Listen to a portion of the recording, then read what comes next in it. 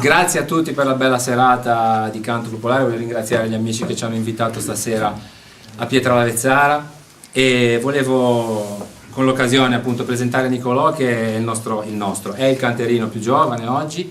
E facciamo gli auguri a tutti quanti gli appassionati di Tralalero che ci seguono da tanto tempo su Tralalero Genova Channel. Grazie anche a Luciano che ci dà così un grande aiuto con le sue riprese e i suoi interventi. Grazie, buon Natale a tutti, davvero di cuore da parte dei canterini di Sant'Olcese.